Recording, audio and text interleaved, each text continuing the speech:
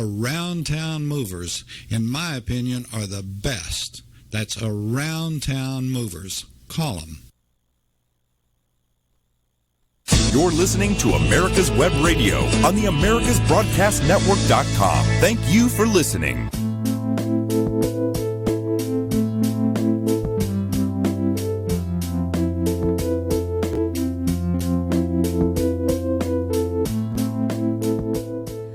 Welcome. This is Detailing Addiction. I'm Dr. Susan Blank, and you're listening to America's Web Radio. Today in studio, I have with me David Donaldson from the Atlanta Healing Center. Hi, David. Blank. Good. You're good. Glad that you're here. Thank you. And we have a special guest that we'd like to introduce to all of our listeners, our patients, our families, our referral sources, and that's our new nurse practitioner, our advanced practice nurse, Ashley Bryan. So Ashley's with us today. Thanks for being here. Thanks, Dr. Blank. So she's just this month joined the Atlanta Healing Center. We've been talking for quite a while about getting somebody to help what's officially called an extender for you to help with your burden a little bit, right, and share the load a little bit. And so fortunately we've had Ashley join us, and I'm excited. Right. And the nice thing, and we'll get into this a little bit more, but Ashley is, as you'll see, well-versed not just in psychiatric nursing, but also addiction and some functional medicine things, and that she is waivered to be able to prescribe Suboxone, which is a very important part of our medication-assisted recovery program that we have. And she'll be able to take patients in that program by herself. So we're looking forward to all that she brings to the table. But let's back up a minute. We're a little excited, but let's ask you, if you don't mind, Ashley, introducing yourself, telling us a little bit about your background and how you ended up in this field, because it's, from what I know of your history, it's a little bit different than than the road many people take. So, thank you, Dr. Blank. As Dr. Blank mentioned, I had a little different road than most people. Nursing and being a nurse practitioner is actually a second career for me. I started off in the Air Force. I spent 8 years there, and I was not doing anything to do with medical. I was actually a Korean linguist. So, but through some different experiences personally, I decided to go into nursing. So when I got out, I went to nursing school at the University of Pennsylvania. Which is a very good school, yes, let me just say. Thank you. And when I finished, I moved down to Georgia to be near family. I spent a couple years as a nurse working in cardiac and in the emergency department. And during that time, I went to school and got my master's degree as a nurse practitioner. So I did that as a family nurse practitioner, which is traditionally primary care and sees a little bit of everything. Including kids. Yes. Okay. Although I have not worked with children very much. I've pretty much focused my practice on adults. And so I did some time in internal medicine and just, all your traditional primary care stuff. And then I moved into interventional pain. And so that was really an interesting experience that helped me understand a little more about chronic pain and some of the different modalities that we have to treat them that aren't opioids. So being able to do, epidurals and nerve root blocks and radiofrequency ablation, and then other medications such as gabapentin that helps with nerve pain, and using NSAIDs or Cymbalta, which is actually an antidepressant that is approved for pain as well. But I did also see plenty of people that were on opioids, and on occasion we would discover that somebody was abusing their medications and they needed to be referred out for addiction treatment. And so then after that, that's kind of when I got into addiction, because at that time I didn't know much about it or know where to send them. I knew I'd heard of Ridgeview, which is a psychiatric hospital here, and that was about all I knew. And so happenstance, through people that I knew, a job opened up in a dual role as a director of nursing and a nurse practitioner seeing patients at a residential treatment facility. And so that was my intro to addiction. And they also, they were a dual diagnosis. And what I mean by that is they will take patients not just with addiction, but with other mental health, such as depression, anxiety, bipolar, those kinds of things. And so then I had the opportunity to work with an IOP. And then I found myself back in the residential and a subacute detox facility before ending up at Atlanta Healing Center. So that is a bit of a circuitous route. We are very happy to have her, especially since there are many Korean restaurants nearby, which we haven't gotten to yet, but we will, of course, and we can use some translation, make sure we're not ordering something completely creepy, but very delicious. So that actually grabbed my attention, too, because probably once a week or twice a week, we will have some Korean person coming into our practice looking for the Korean office that's just around the corner. So finally we'll be able to have somebody greet them and tell them which directions to go. In Korean. which way to go, and make sure that they don't get more lost than they already are, because unfortunately when they don't speak English and we don't speak Korean, it is sometimes difficult to help them understand just where they turned the wrong way. So not uncommon. And fortunately, we're in Gwinnett County, which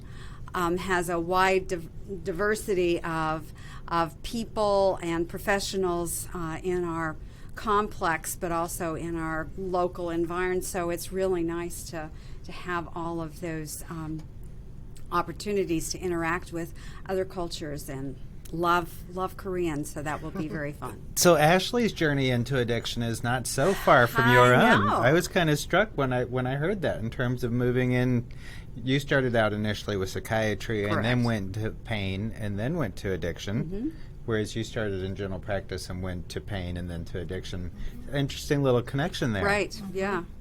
And then because of my situation where trying to treat people with the disease of addiction and understanding the effects on the pituitary gland from the opiates that I learned about in my pain management, my interventional pain management experience, really began to understand that there's a lot more to treating these patients and helping them find their way back to recovery and to healthy lives, and not being able to find endocrinologists or other doctors who are interested in helping me treat their neuroendocrine dysfunction.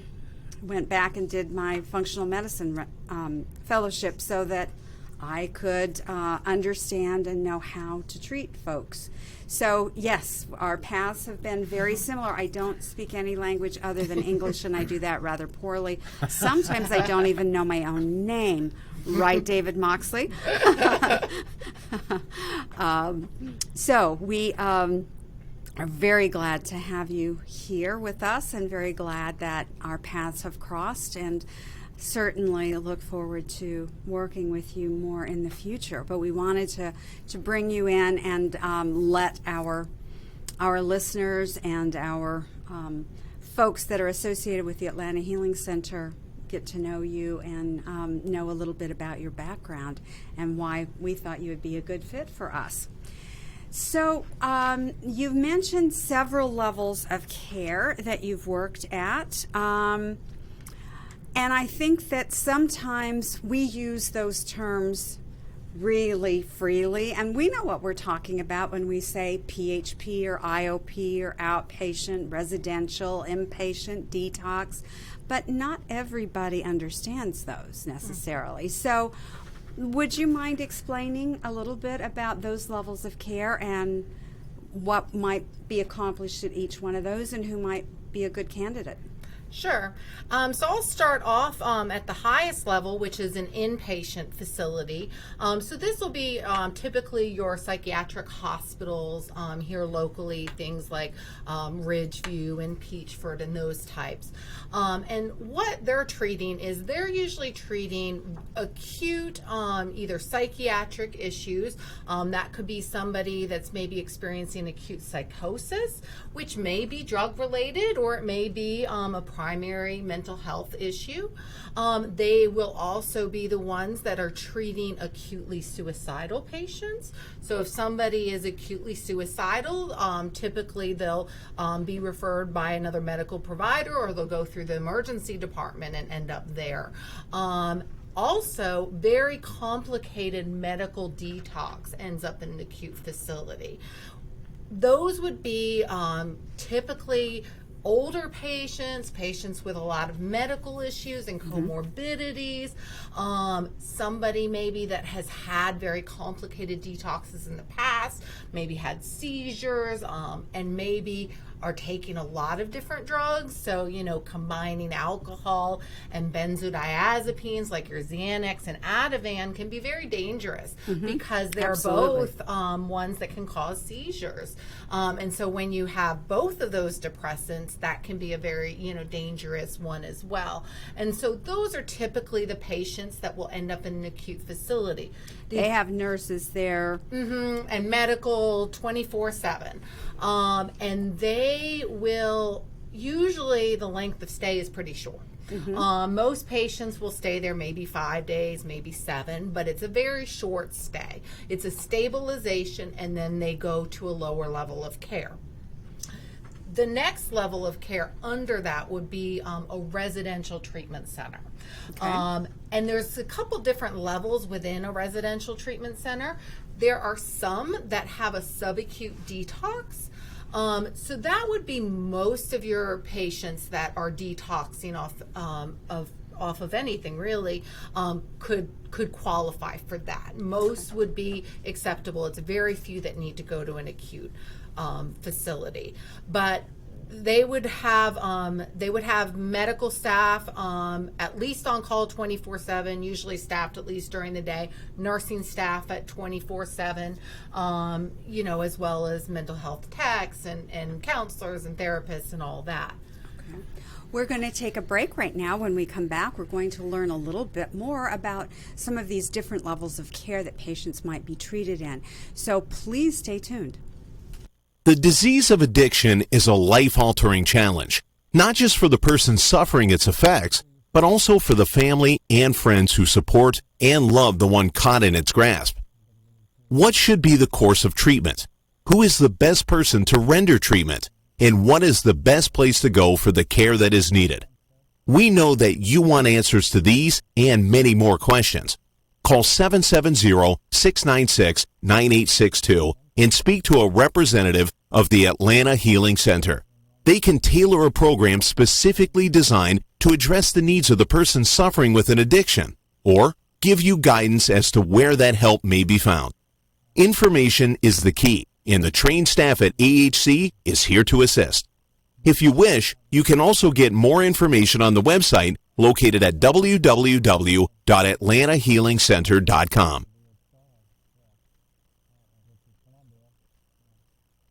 This is Ron Camacho, host of the Business Hour, on Fridays from 10 to 11 a.m. Join me as I talk with passionate professionals on a program that profiles the best businesses, business practices, and fascinating business professionals to get an insider view of how America works.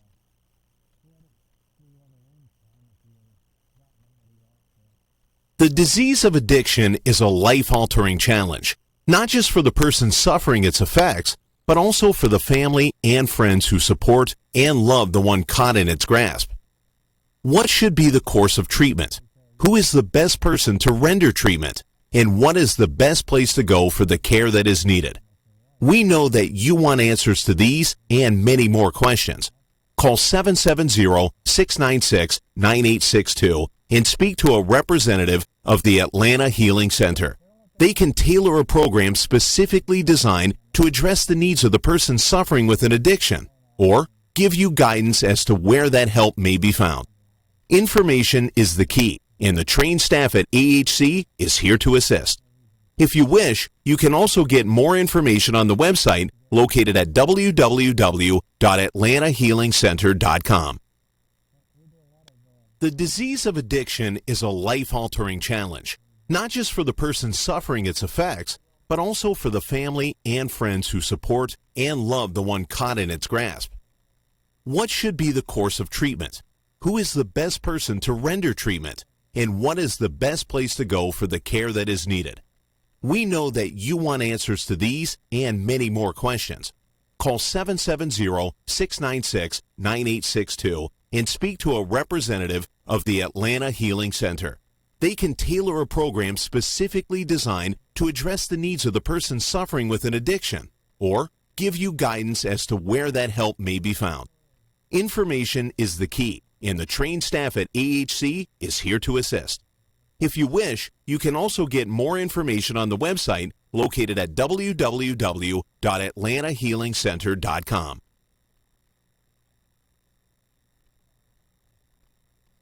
You're listening to America's Web Radio on the AmericasBroadcastNetwork.com. Thank you for listening.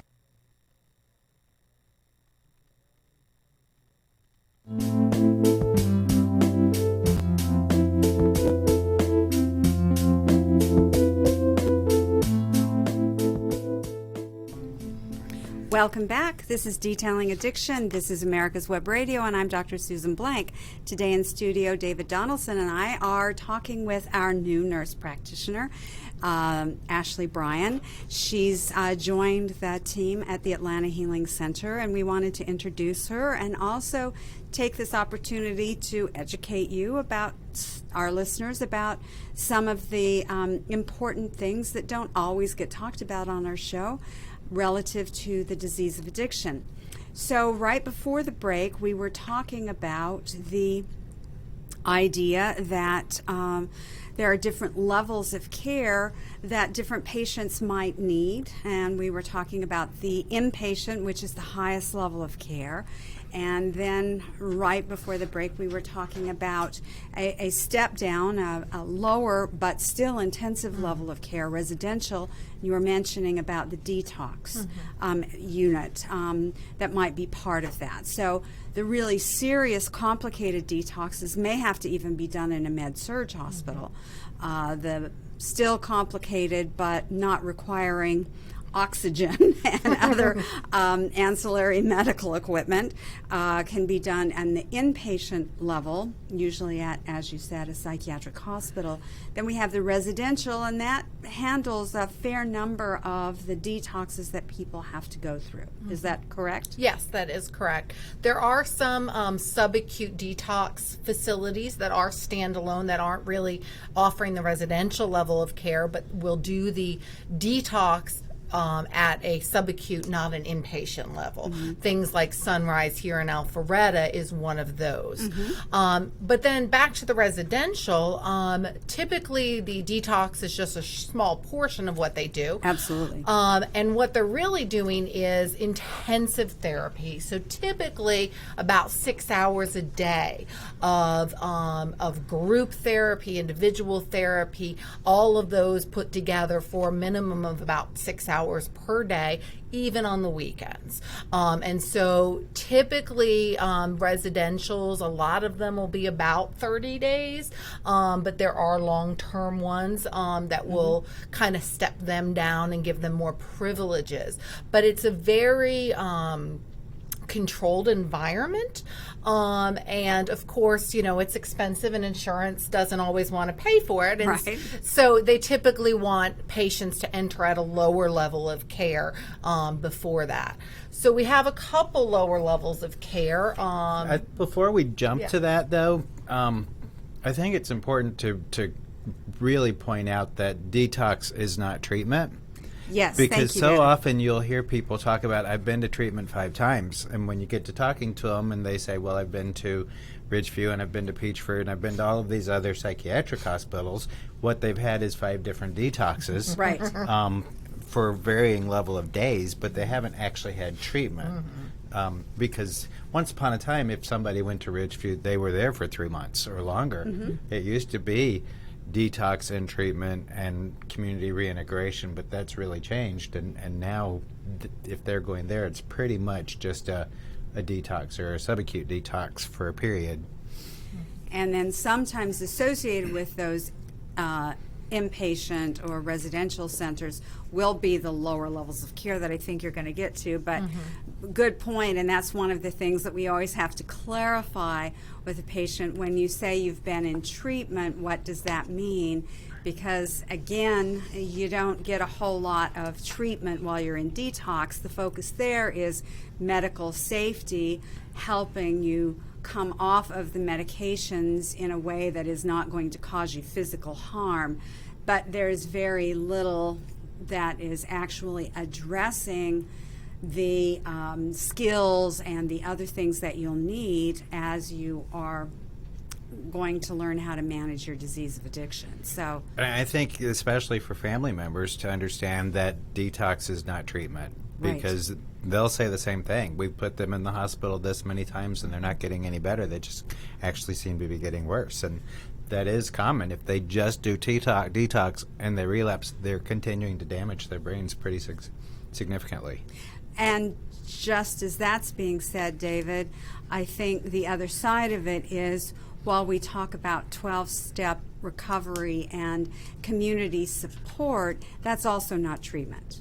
That is one of the ways that you can help a person remain in recovery. You can aid their attempts at sobriety and recovery, but that's not treatment either. And that's also often a confusion that people will say, I've gone to AA, it didn't work. Well, probably not if you haven't actually had treatment to understand the role that AA and the importance of AA in long-term management of this disease. So. Yes, that's very true. And in my experience has been that people that only go to detox typically don't do very well. Right. We always talk about what's your aftercare plan. What are you going to do? Are you going to a PHP, an IOP, an outpatient? Who's going to manage your, addiction? Who's going to work with you? And so that's a very important part of it. I mentioned that there's a thing called a PHP, so that's the next step down after a residential level, and that is a partial hospitalization program. So typically, sometimes these will be in conjunction with a residential, but a lot of times they're freestanding or a facility that has that and the next level down, an IOP. But a PHP is typically about 5 hours a day, 5 days a week. Again, they're doing group therapy, they're getting individual therapy, they may get some medical care in there. Typically, they have off on the weekends, so again, it's 5 days a week. It's not every day. But in PHP used to also require that they see a doctor once a week. Is that still a requirement? Because part of the distinction between IOP and PHP was that PHP had medical involvement that IOP didn't. I believe it's been a while since I've been in a PHP environment, but I know that it had been that way. Right. So they have to see an advanced practice nurse like yourself or see a physician because there is ongoing need for that level of involvement and monitoring and adjusting of medication. And so that's part of the justification and part of the reason someone might need that level of care. There aren't a lot of those. Many of them get mislabeled. So I'm going to insert my little busy self into this. But often when you see places like Talbot Recovery Campus, that's actually not a residential, although it's often thought of as that. It's really more of what we call, and I'm using my air quotes here for those of you who can't see us on the radio, we're talking about a partial hospitalization program, a PHP, with supervised living. So that's a Florida model where they go to one building during the day, or maybe several buildings, and they will have their groups, their individuals, their doctor's visits, those sorts of things will happen. And then at night they'll go back to apartments or a structured living arrangement where there are also staff on premises to help make sure that people are safe and accountable. The patients typically have control of their own medication. The nurses aren't dispensing it, although there are nurses involved. So it's a little more confusing. It's a lot more structure than someone who is living at home and going into going into a freestanding partial hospitalization program that doesn't have supportive living associated with it. And then after the PHP, there's the IOP, the intensive outpatient program. And so this is where clients will often transition after a residential facility. Typically it's 3 days a week, 3 hours of programming per day. And, there's a lot of different intensive outpatient programs around, and different times so people can get back to work. And so this is a step down. We have an outpatient program, but it's pretty much at the level of an intensive outpatient program in our programming. So an outpatient program is just under an intensive outpatient program. So we offer groups. The patients that go through our program typically come 3 days a week for a 2-hour group. They also come to hopefully our family group, which we invite and hope all the family members come to, because that's a key ingredient to the recovery process. As well as they get to meet with Dr. Blank weekly, and now myself as well as doing neurofeedback, which is really cool. They've been seeing a lot of benefits in a whole bunch of areas. They do the brain map, which is the EEG, and they can see different things. They can see kind of the addiction traits and some of the anxiety and the different things to help focus our treatment. And then with that neurofeedback, there's correct me if I'm wrong, but I think even insurance pays for the ADHD for children now, because it is a proven evidence-based intervention. Absolutely. And it's an interesting one that uses operant conditioning to help the brain learn how to operate more efficiently, effectively, and decrease symptoms. We're going to take another break. When we come back, we'll learn more about the levels of care and more about Ashley Bryan, so please stay tuned. Perhaps you are struggling to cope with the disease of addiction. If not, you probably know a family member or friend that needs help in battling the cravings and the personal and professional damage done by the effects of drugs or alcohol. Get a pen and paper and be ready to write down the following.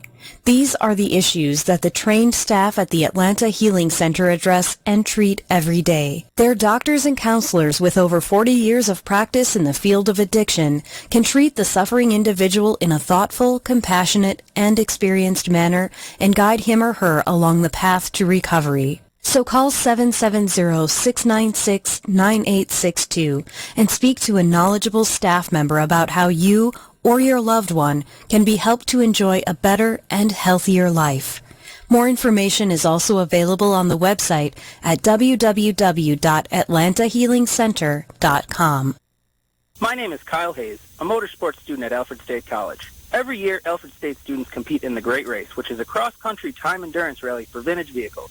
As you can imagine, it's pretty costly. I'm asking for your help.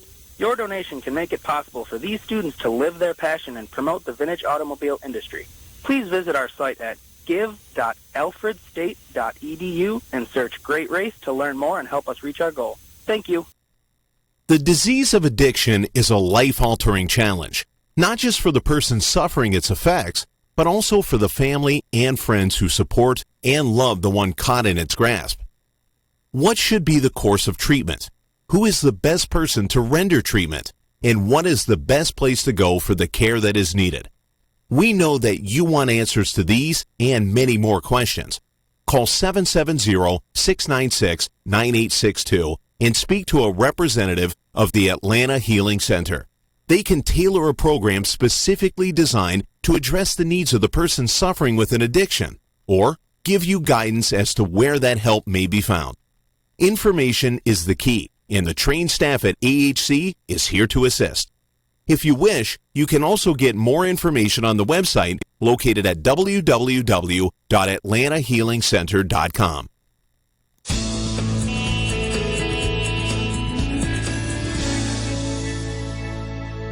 This is America's Web Radio. Would you like to have a show, talk about your business, or express your opinion on America's Web Radio? Just email gm@americaswebradio.com and we'll get back to you. Thank you.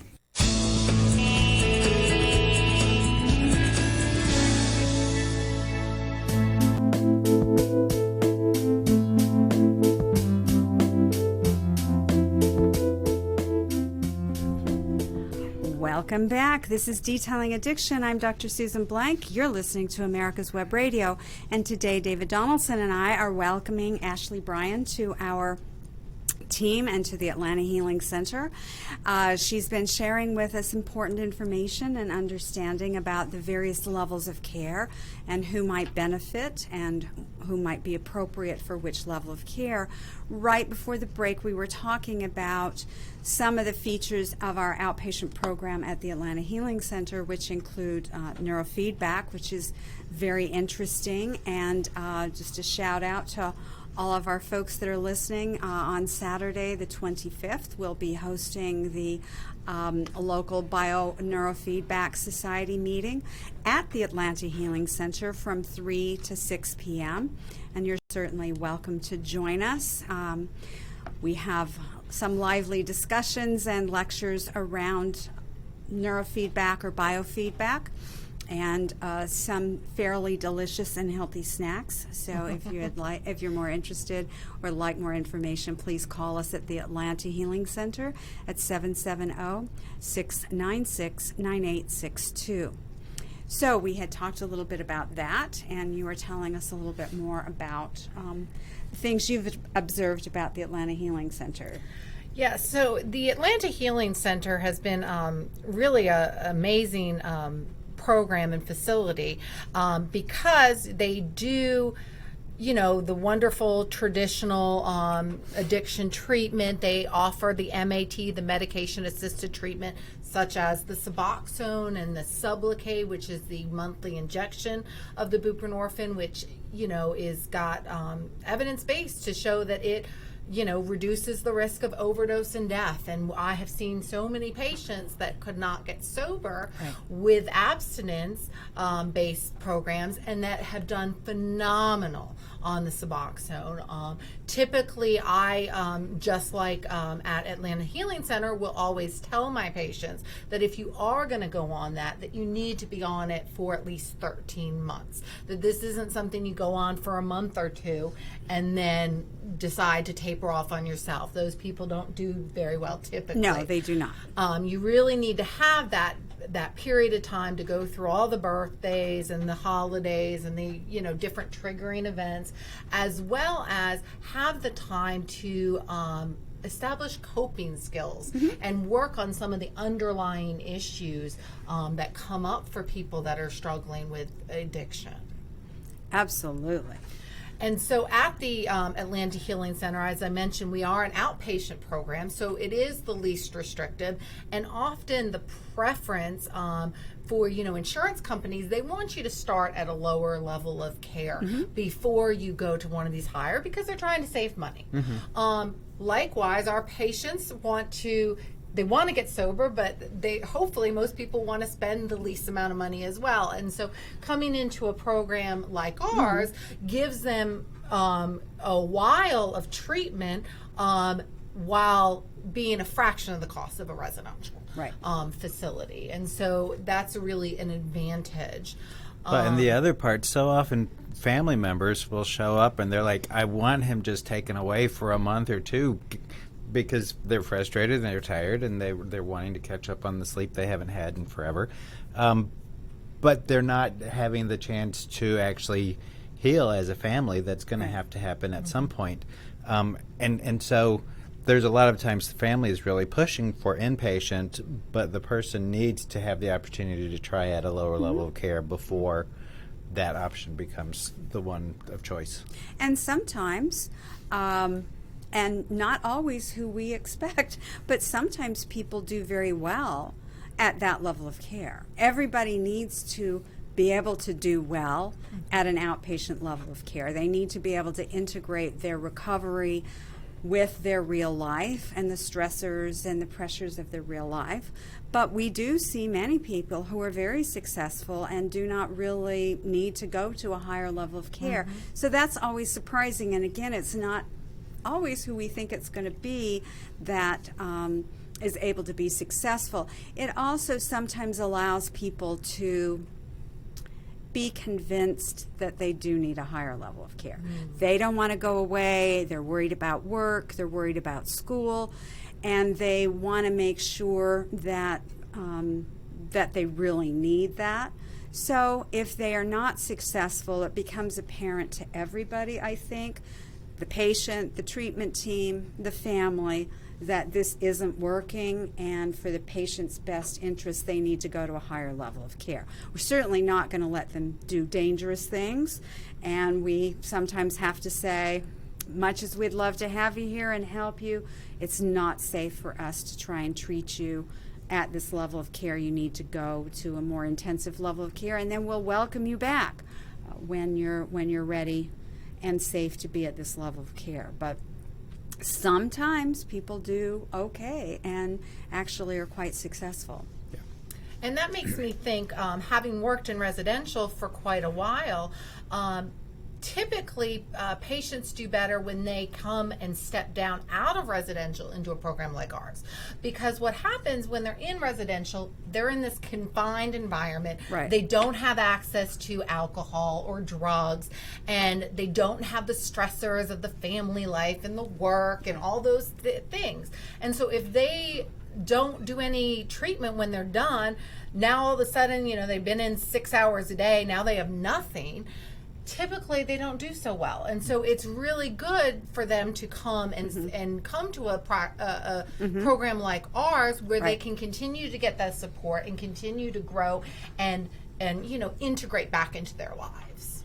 And in all honesty, if you look at the recovery of the brain from a neurological standpoint, for most drugs and alcohol, amphetamines and cocaine aside, because that's a whole nother story, but most people, it takes 6 to 8 weeks at least for their brain to reboot, for their neurotransmitters to normalize, for their prefrontal cortex, that part of our brain that learns new things, that learns skills, that is able to delay gratification, that part of the brain that makes good decisions, to come back online. So before that, while they may be sitting there smiling and nodding in a group in a residential center, and I've worked at many of those too, I'm not sure that they're really understanding a lot, because cognitively they're just not able.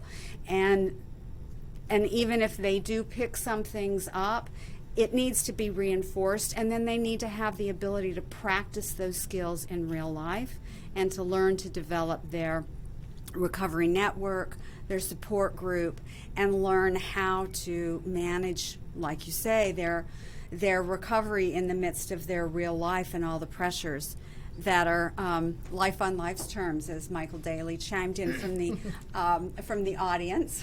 We are broadcasting before a live audience, by the way. It's an audience of one, but we do love Michael Daly and glad he's here. Part of what's such a baffling mystery about the disease of addiction for patients and family members is that for most of the substances, they don't experience cravings for that substance if that substance is not an option. So they will be in a residential treatment and they will be doing wonderful, and they'll be reporting that they're not having any cravings, and they'll think they're cured. And the minute they walk out of that center, the cravings hit full force, and they real often will have a relapse within 24 hours because they're just completely blown away that they're having these cravings. Part of the mystery of the disease of addiction, that when you can kind of help them understand you're in a safe place. Diagnostically, we can't even say that you're moving towards remission until we've got a period of time outside of a controlled environment. So this is just a step in getting to an outpatient program where you continue your process while you're actually managing not using one day at a time, life on life's terms, is crucial to get to a state of healing. It really is, and that's something that I'm not sure, I'm absolutely sure most people don't appreciate how difficult that's going to be. They want to get home. They want to go home. Their family wants them to come home. Everybody's excited. Everybody's happy. The person themselves has been watered and fed, and, so they're healthier and they're sleeping better and their energy's back and they've gained a little bit of their weight back and they look and feel much, much better. And so everybody breathes this huge sigh of relief that we're all good and things are going to be great from now on. And they're not having any cravings. So No the cravings. therapist at the residential place can say, patient reports no cravings, so they're doing better, obviously. Yeah. Wrong.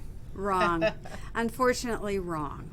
And that is sometimes very unfortunate because we have seen and experienced, as I'm sure you have too, Ashley, serious relapses, overdose, and some deaths that are associated with really not understanding and not having that network and that supportive milieu to catch them when they come out of a higher level of care. It really is important, and often the patient and the family don't want to accept the recommendations of the treatment team in the residential center because they always want that person to go to a lower level of care, but often the patient just won't.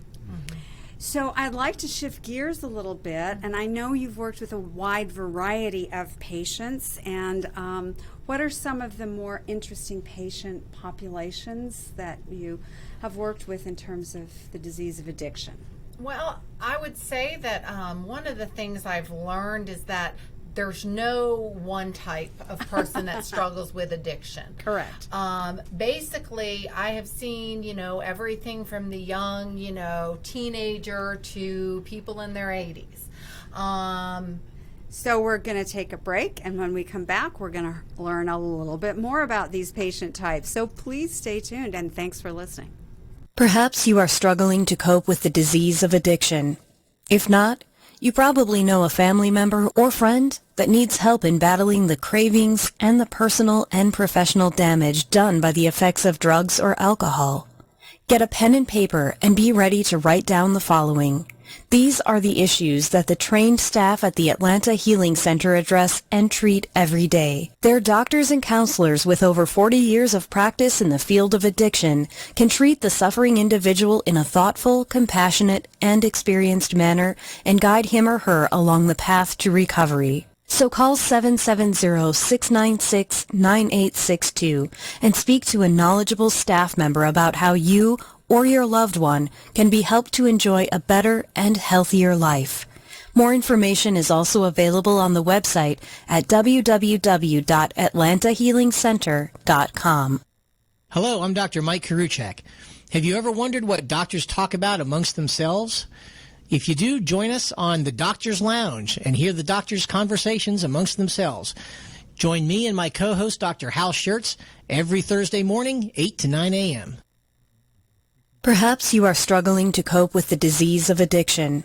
If not, you probably know a family member or friend that needs help in battling the cravings and the personal and professional damage done by the effects of drugs or alcohol. Get a pen and paper and be ready to write down the following. These are the issues that the trained staff at the Atlanta Healing Center address and treat every day. Their doctors and counselors with over 40 years of practice in the field of addiction can treat the suffering individual in a thoughtful, compassionate, and experienced manner and guide him or her along the path to recovery. So call 770-696-9862 and speak to a knowledgeable staff member about how you or your loved one can be helped to enjoy a better and healthier life. More information is also available on the website at www.atlantahealingcenter.com. And Dr. Blank's kind enough to give me just a couple of minutes. Everybody probably has realized it's a little chilly out. And we want to acknowledge the fact that Frankie Holbrook, that has the Shine His Light Ministry, which is a street ministry, and she was out even last night, and I'm sure she'll be out tonight, giving out blizzard blankets to the people that don't have shelter. And we're quite blessed that we have shelter and really don't have an idea what it's like to go through a night like last night and a night like tonight. But we want to tip our hats at Frankie, and if you have an opportunity to go to our website, americaswebradio.com, and our Facebook page, we do have a donation area there on our Facebook page. I'm not sure exactly how it works, but you hit the button, and I'm sure they'll take your money one way or the other. But anyway, thank you for letting me throw that out, and we're going to come back. We'll start a little bit of music for Dr. Blank and be back in just a couple of seconds.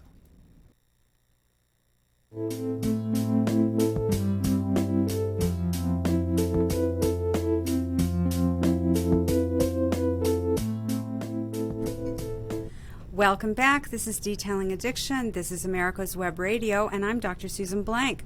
With me is David Donaldson and Ashley Bryan from the Atlanta Healing Center. So glad they're both here. And thank you, David Moxley, for giving us that opportunity. Unfortunately, many of the people who are homeless and who are in need in times like these are suffering as well from the disease of addiction. So we would encourage people to go on the America's Web Radio Facebook page or americaswebradio.com and choose to donate and help provide blizzard blankets for those who are less fortunate than we are.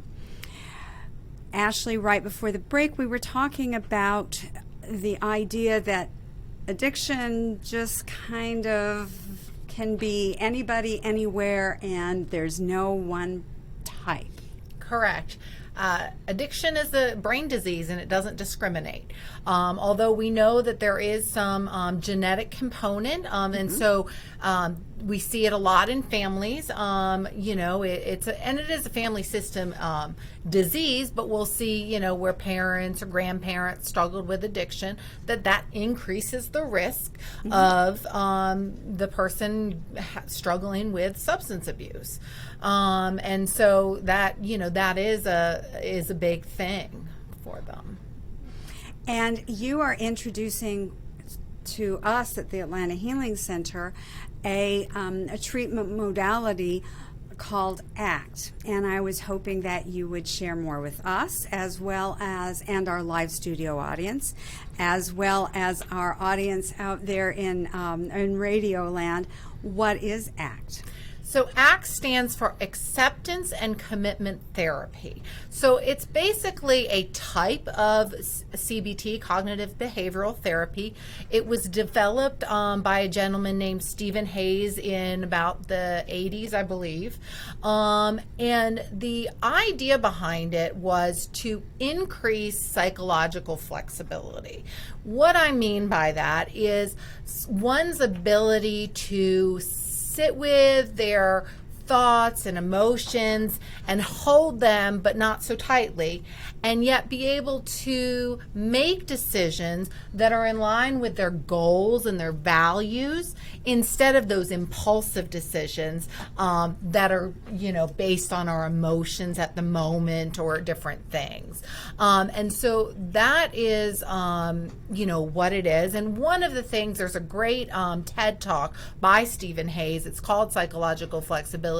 And it talks about how, research has shown that somebody's ability or lack of psychological flexibility increases their risks of anxiety, depression, substance abuse, other mental health issues, as well as their performance in work and family life. And so being able to increase someone's psychological flexibility through ACT can help people that struggle with substance abuse and other mental health issues improve their quality of life. And so basically the premise behind it is reaching that rich and meaningful life. So however the person defines that. And so there's 6 core components to ACT. One is called contacting the present. So that's about being here, being now, be where your feet are, right? And being able to be mindful in the moment. And so I'll take my patients through different activities, such as, mindfulness exercises, as well, mindful eating, mindfulness with music. You can have mindfulness with walking. So it's really just being in touch with the present moment where you're at. The next part of it is acceptance. So, acceptance is a big thing. So that's part of the title, Acceptance and Commitment Therapy. And so acceptance is really the ability to acknowledge and sit with those uncomfortable feelings, emotions, traumas, memories. It doesn't mean that you are liking them or that they're okay, but it's being able to acknowledge them, hold them, and not try to run away or push against them. One of the things that I talk about with it is, if you're experience anxiety, I find that a lot of people with substance abuse struggle with anxiety. And every time I ask them, they will say, pretty much everybody, that the more they fight against the anxiety, the more they try to get it to go away, the worse it gets. And so with ACT, it's the idea of letting it come and then letting it go. And so I, teach some different ways that we can do that. Another part of it is the diffusion. That's a big thing. So what I mean by that is cognitive diffusion. So we get all entangled with our thoughts, and we start to think that all our thoughts are true. And we live from those. And so it's basically learning how to look at our thoughts instead of from our thoughts. So if I were to say, I am a failure, and that's what I believe, then I'm not going to try things. Right. Then I'm not going to succeed, and then it's going to be like, oh yeah, see, I'm a failure. I didn't do it. I knew it. And so being able to do that is one of those cognitive, diffusions, to be able to step back. One of the techniques that I love that's super easy is teaching people that to rephrase how they think or say about things. So, for instance, if I say I am anxious, what I'm saying is I, Ashley Bryan, as a person, am anxious. Like my whole embodiment is anxiety. But if I change the way I look at it and say I am feeling anxious, now all of a sudden I'm not all myself anxiety, but it's a feeling I'm experiencing. Well, then I like to take it one step further to say, I am noticing that I am having the feeling of anxiety. So now all of a sudden I've taken 2 steps back, and that anxiety doesn't seem as bad because it's a feeling that I'm noticing. Right. Instead of that's who and what I am. Exactly. And so skills like that can be very helpful. And so then we have something called self as context. So that is basically talking about the conceptualized self versus the observing self. So the conceptualized self is the view I have of myself, like I am a failure, or, if I do well on a test, I am smart. And then if my friend doesn't call, I'm not lovable, or, all those things we say about ourselves. That's the conceptualized self. And that changes. That changes with our different experiences. But the observing self is the self behind that's that's observing the experience, right? It's the same I that's sitting here right now that was the same I sitting there at Thanksgiving, that was the same I when I was 6 years old. Okay, that person never changes. And so just being able to understand the difference and to be able to step back. So that's 4 of the 6? Yes. So I wonder if we want to just save the last 2 for people to sign up for the class, but actually to talk about the, because it sounds like this is pulling in a lot of meditation techniques as well as a lot of therapy techniques and putting it into a very practical exercises to help people to really be able to get to that. I was struck when you were talking, one of my favorite therapists in the world was Dr. Kubler-Ross.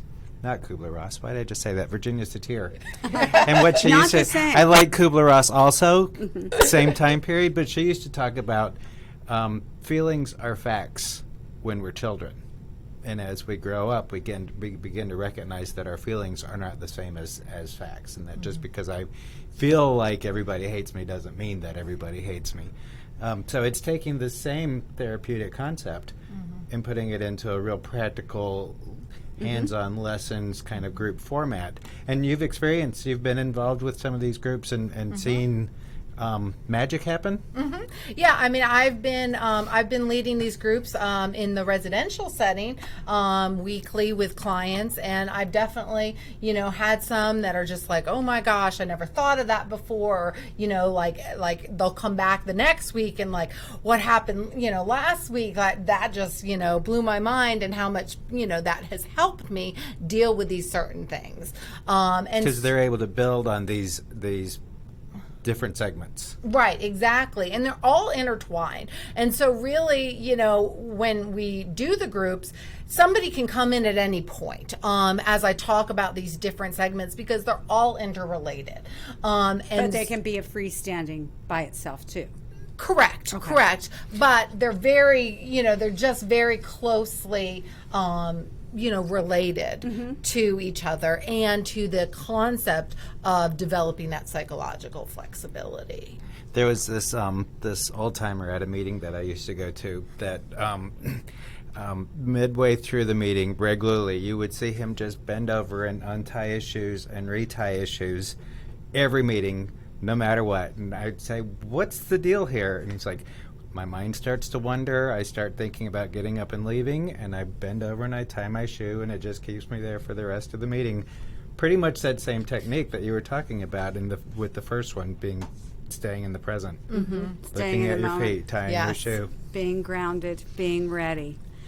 So I think that this is a very helpful and very interesting way of approaching some of the struggles that people have in general, and that many people with the disease of addiction have.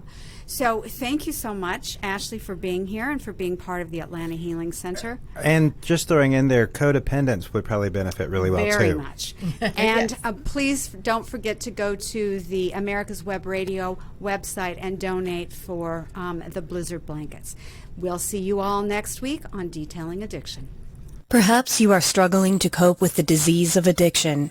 If not, you probably know a family member or friend that needs help in battling the craving